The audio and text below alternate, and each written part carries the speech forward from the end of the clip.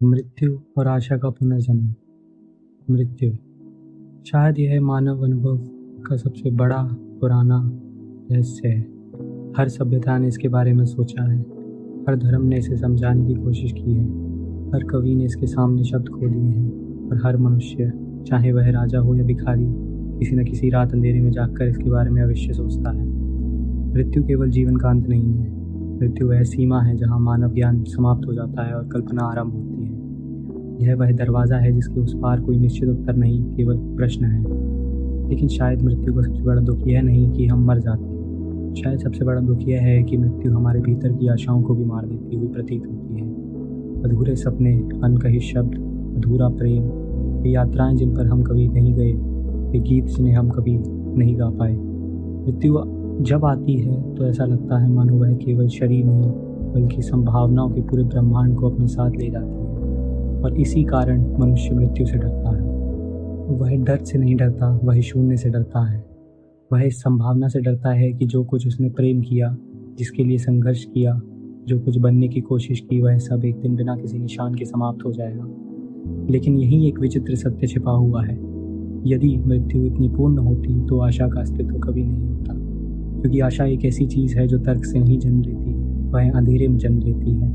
जब सब कुछ समाप्त होता हुआ दिखाई देता है, तब भी जो छोटी सी चीज़ आवाज़ देती है, शायद नहीं, वही आशा है। मानव इतिहास आशा के पुनर्जन्म की कहानी है। सभ्यताएं गिरी, साम्राज्य मिट गए, युद्धों ने शहर को राख में बदल दिया, महामारियों ने करोड़ों लोगों की जान ले ली, लेकिन हर बार राख के बीच किसी ने फिर एक घर बनाया, किसी ने फिर एक गीत लिखा, किसी ने फिर प्रेम किया, किसी ने फिर भविष्य के बारे में सपना देखा। यही आशा का पुनरुत्थान है। मृत्यु हमें सिखाती है कि सब कुछ नश्वर है, आशा हमें सिखाती है कि नश्वरता के बावजूद जीना सामर्थ्यक है। इन दोनों के बीच का संघर्ष ही मानव अस्तित्व है। कल्पना कीजिए कि मृत्यु न होती। यदि हमारे पास अनंत समय होता तो क्या किसी क्षण का कोई मूल्य होता? क्या एक आलिंगन उतना ही सुंदर लगता यदि हमें पता होता कि हमारे पास करोड़ों वर्ष और हैं?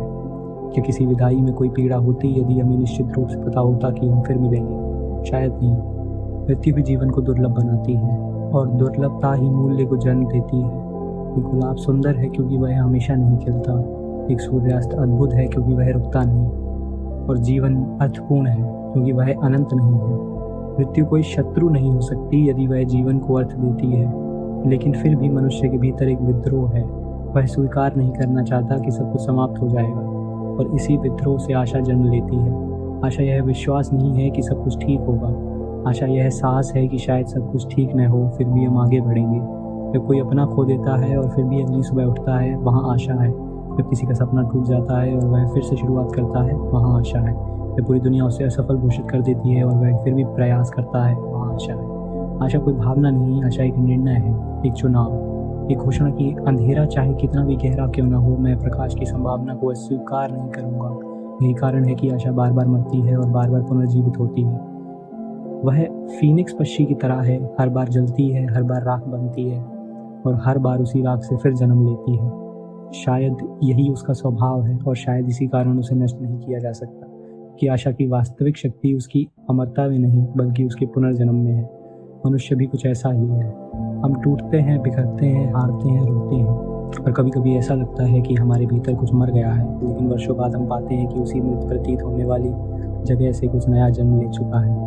एक नई समझ, एक नई शक्ति, एक नया दृष्टिकोण, एक नया जीवन। शायद मृत्यु और आशा विरोधी नहीं है, शायद वे एक ही कहानी के दो अध्याय हैं। मृत्यु कहती है कि कुछ भी हमेशा नहीं रहेगा, आशा कहती है कि हर अंत के भीतर एक आरंभ छिपा है। मृत्यु द्वार बंद करती है, आशा खिड़की खोज लेती है।